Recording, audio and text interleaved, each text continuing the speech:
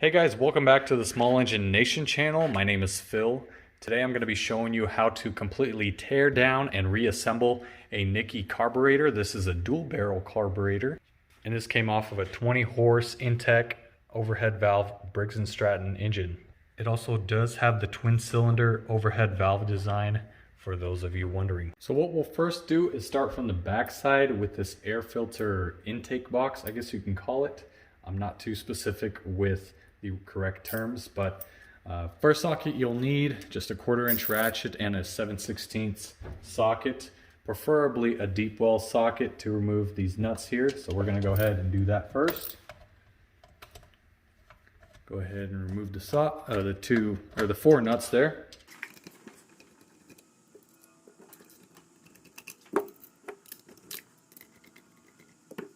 Okay, now simply take the box and remove it. And also you have a gasket here that will be removed as well. So now we are on to the body. What we're going to do is we're going to actually pull these studs off in order to remove the intake manifold. And what you'll need is another specialty socket. You can get these at Harbor Freight. This is just an E-Torx and I'm using an E6.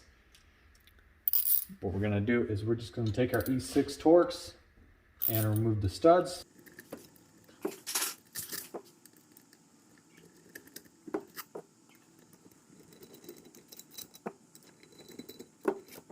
Once you have all the studs removed, your intake manifold should slide right off. And now if you do have your throttle linkages, go ahead and remove the linkages completely. You can also throw these in a parts washer if you'd like, or clean them up and do whatever you want with them. So I'm gonna go ahead and take this linkage off. Here's another gasket. This one's set in place, so I don't want to mess with it. If you really needed to, you can get yourself a thin blade to remove the gaskets without damaging them, but we're going to go ahead and set this aside for now. Just our intake manifold, and all we have left is a carburetor. This also came from the backside here. This is just another intake manifold plate we're going to set aside with the intake manifold. We're actually going to go ahead and take the other, I think this is the throttle linkage that we're going to remove. Give me a second here. There we go. Take the 2 linkages and set them aside as well. So now we have the carburetor, and what I want to do is I want to deep clean this carburetor. So we're actually going to take off the throttle plates with the throttle screws and also the throttle shaft, as well as the choke plates here as well. So we're going to go ahead and do that. Well, I just noticed I got those mixed up. So this is actually your choke plate, and this is your throttle plate. So just letting you know, clarifying that. But we need a Phillips screwdriver, preferably like a P1, something with a small end on it so that it actually won't strip out the heads there. So same thing with this side.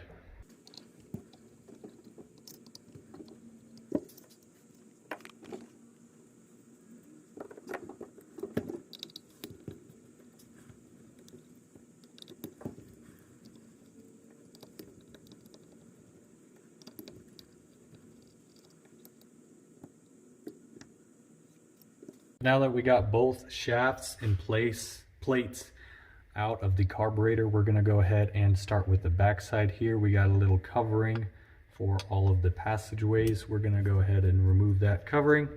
It's just one Phillips head screw, and that covering should be able to pop off. There it goes. Just pull back on the little 2 push tabs there, and now we have access to a gasket inside here and some passageways that'll have to be cleaned. Yep. So there's that right there. Let's also remove this back plate here. It's just 3 Phillips head screws. Easy enough. This back plate should give us access to some passageways as well, where we can spray carb clean. As long as there are no rubber gaskets, we're going to take those off before we spray carb clean. Very important. Let's go ahead and remove the back plate there. As you can see, we have a almost like a fiber gasket, and if you were to remove it, you got some rust or whatever that needs to be cleaned up. So I will remove this with a razor blade. I don't want to damage it, but just slice right under there so we have access to the back to clean all that gunk. Now we have all the passages here where we could spray carb clean again and get through all the holes and passageways. So now we basically got it almost all removed. We're going to go ahead and remove the solenoid here. Now what I highly recommend you guys doing is buying yourself some thin wrenches. I got these as a set from Home Depot and they were, I think, like $15 to $20 for the whole set. I will have a separate video on this specific wrench here and what the purpose is, especially the 1/2-inch wrench side. So obviously the main purpose is to remove solenoids from these carburetors. As you can see, it fit perfectly. I mean, you could not be more perfect than that. This one came off real easy. We're just going to go ahead and remove the solenoid. It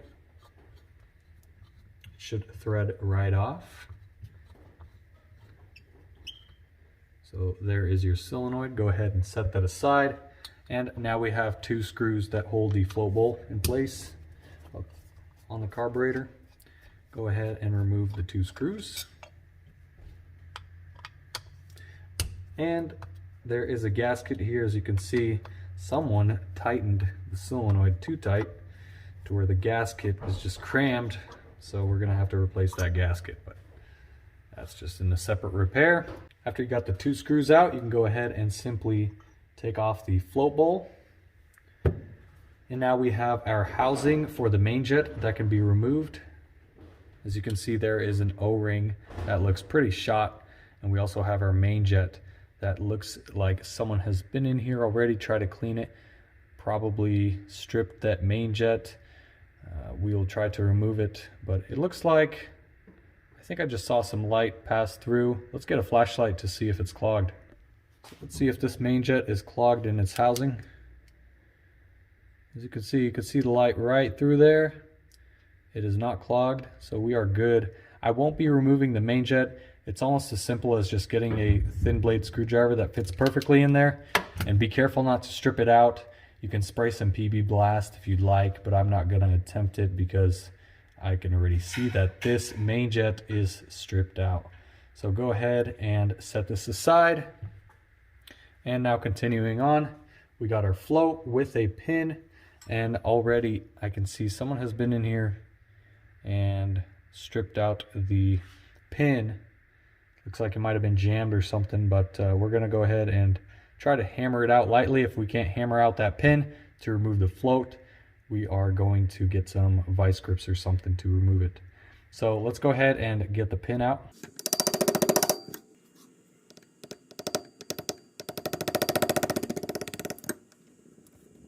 Okay, so the method I did was I got myself a very thin drill bit, and I just lined up the drill bit with the pinhole and just tapped on the drill bit until the pin finally slipped out, and it's a little bit bent, but that's okay.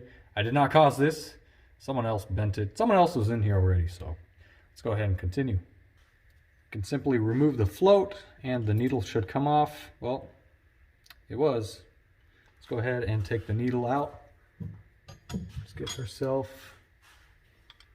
what tools we got out on the table.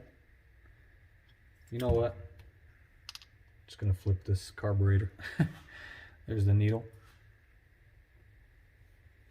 And now we can simply take the 2 screws out for the solenoid housing or main jet housing.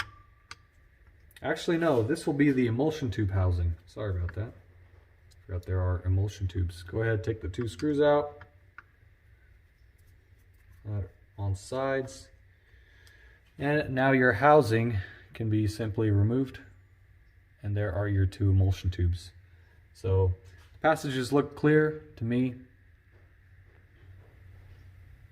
Pretty clear. You can see right through them. So we don't need to spray anything in there. You also have a gasket here. And to not forget, you have your O-ring for your float bowl that needs to be removed. Be very careful when removing the float bowl gasket because you don't want to actually damage it. Now, I got myself a pick and I'm going to try to lightly pick it out from the back side of the float bowl. As you can see, it's kind of stuck in there. So I'm going to try my hardest just to not puncture it. That might be not as successful as I think. It almost seems like it's dried out. Should get from the side here. Okay, perfect. So we got the flow bowl out. It is crusty. It's going to have to be replaced, but we're going to do that in a separate video. There is no screwed in main jet on these Nikki carburetors. And basically, if you would like to take the gasket off, you can take this gasket off. I'm not going to, because it's kind of stuck on there, and again, you can use a thin blade, razor blade, to remove it. So that's basically it on the carburetor shell.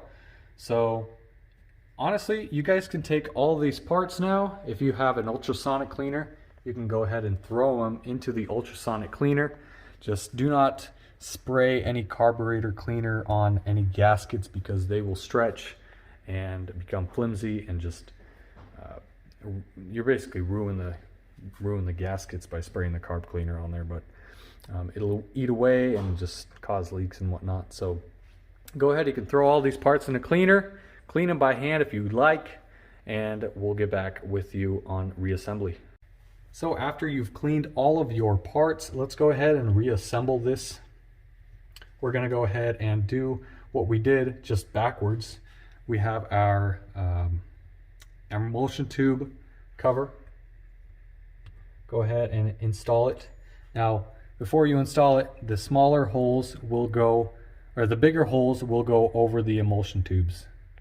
As you can see here, bigger holes will go in just like that. Now you got your 2 screws with the built-in washers, I guess you can call them. So go ahead and install those. I'm going to go ahead and install them with my magnetic screwdriver. Don't tighten one end as much before you install the second screw, and then you can tighten them. There's no torque specs. Oh, maybe there's torque specs on these screws, but just tighten them to where you're not breaking the plastic. It's common sense. Get yourself your needle, your float. Go ahead and reinsert your needle and float. And your pin. Don't forget about the pin. This one's damaged, but I'm going to go ahead and reassemble it anyways. And we are going to tap it in with our hammer. Give me 1 second. Okay, got my hammer. So we're just going to tap it in lightly. And it went in without any trouble. So perfect. Your float bowl gasket, if you want to change it out, go ahead and do so now. It's a good time to do it. Again, I'm not going to be using this carburetor. This is just a for show. So don't scream at me in the comments saying that you need to replace it. I know, guys, I know. All right, let's go ahead and continue. We got the float bowl. Or no, we got the main jet. Make sure the main jet's clean. Go ahead and replace the O-ring if needed. I highly recommend it. But go ahead and install. There's really no way of installing it wrong. It spins around freely in there. So go ahead and install the main jet housing with the main jet. Don't forget the main jet. And now you can simply install your float bowl. Get your 2 bigger Phillips screws. There's only 2 of them that size. And just install it. Screw on the screws.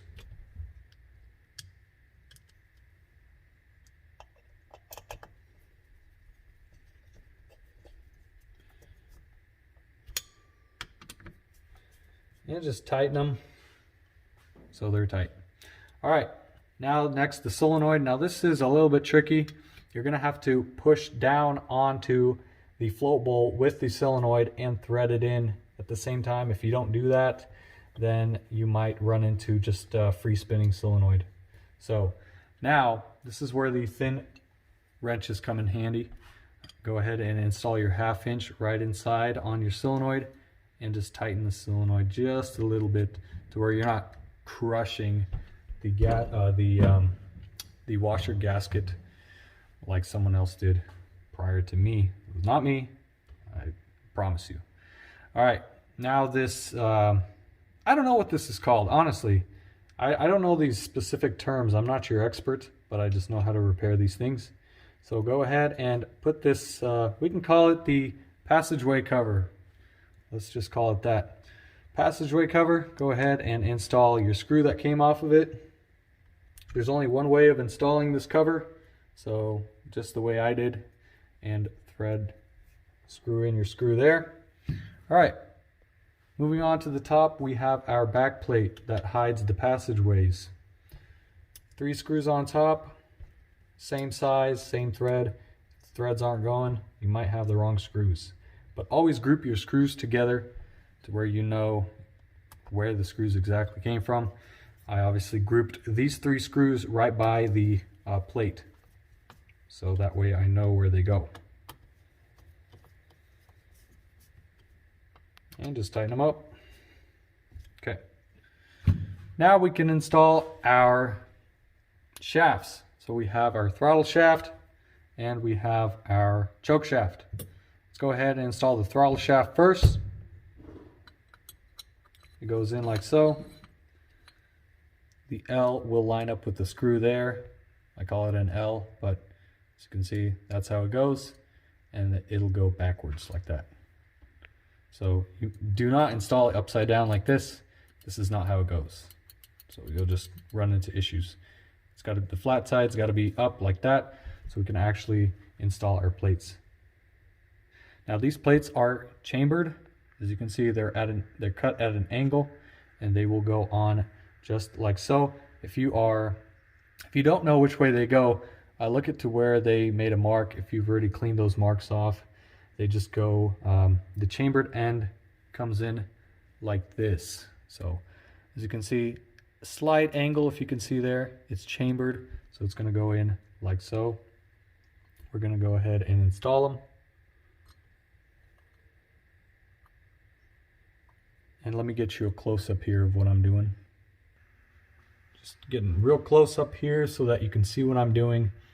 As you can see, the throttle should move freely with that plate. And now what you want to do is you just want to line up the plate shaft with the holes of the screw for the screws to go in, and go ahead and install your screws so the plate holds onto the shaft. And again, you don't have to over torque it, just tighten them just a little bit. It is important to tighten these screws, but to be safe, go ahead and just lightly screw these screws on. As you can see, they like to go sideways on you, so just be careful. Just lightly tighten them for now. We will tighten them after the second one. So go ahead and install the second one here, second plate. Get your 2 screws. Let me move you. There you go. Nope. That should be good. All right. Get your 2 screws and lightly make sure the plate just holds onto the shaft via screws. Okay. Now we have one more.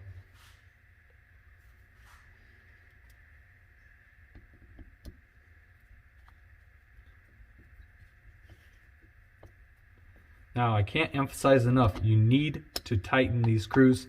Don't tighten them super hard to where they'll break and strip on the plates or on the shaft.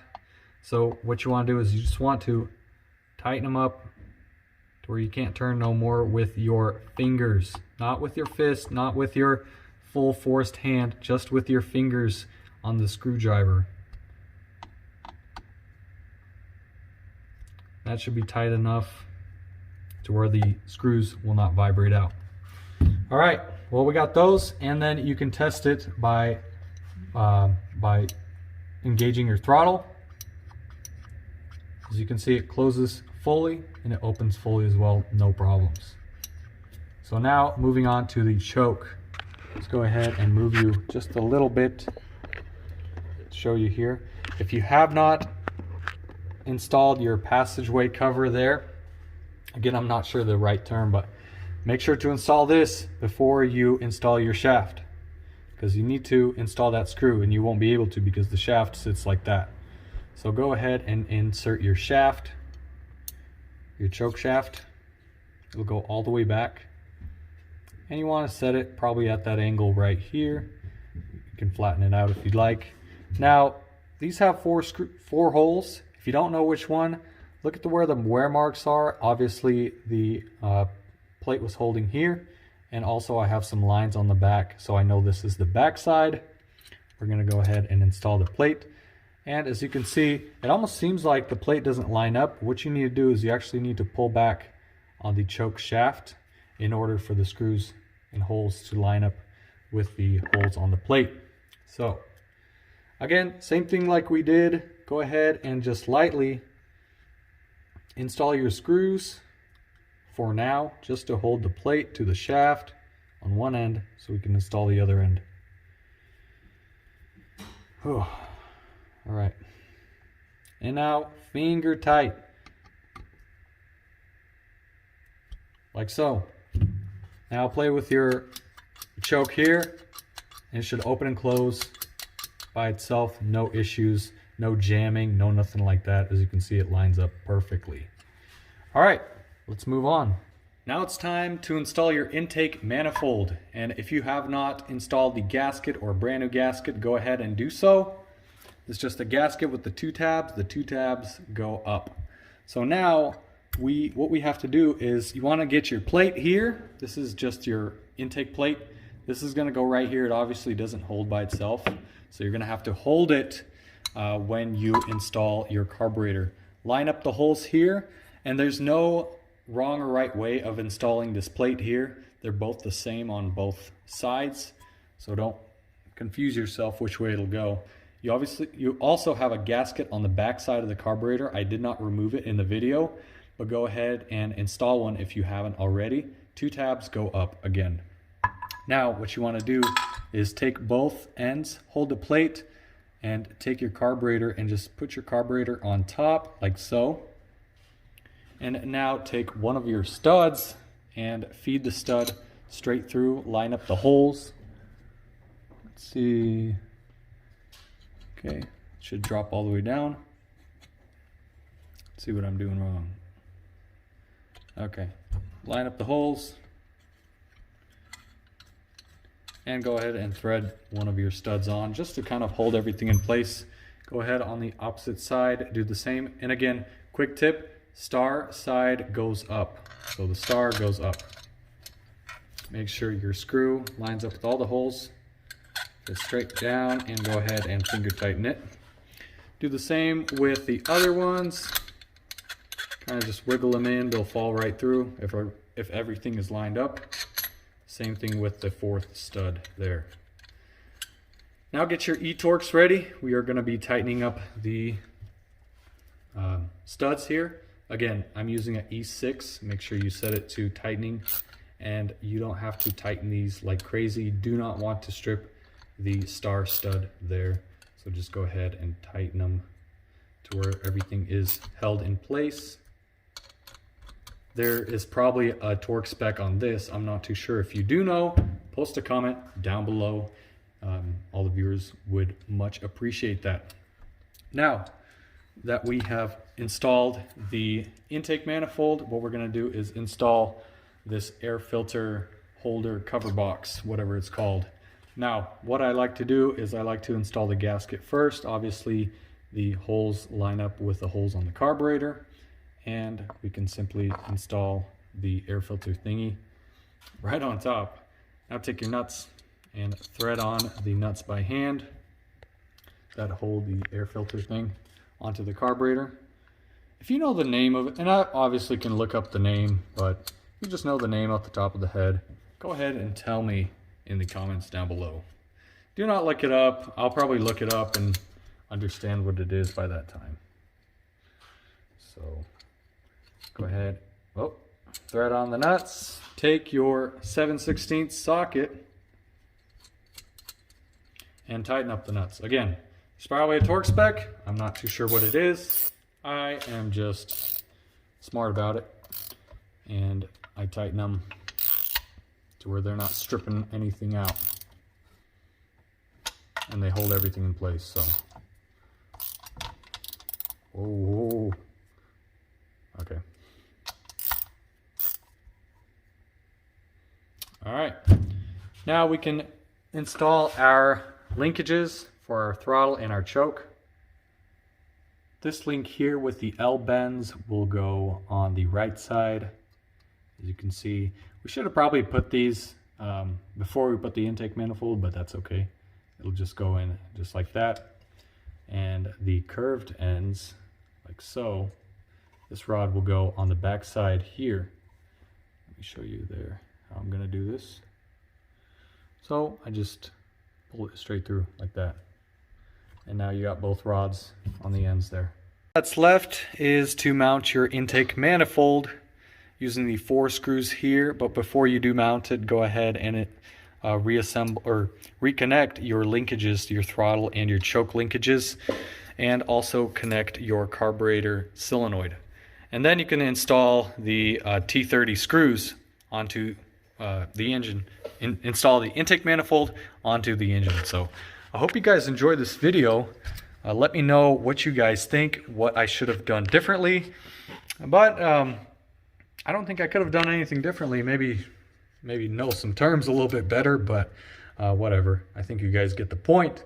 I hope you enjoyed this video. I hope it was very informative. If it was, leave a comment down below, share it, hit that like, and also hit the subscribe button with the notification bell so you stay up to date with more small engine repair videos headed your way. Take care, guys, and have a wonderful day.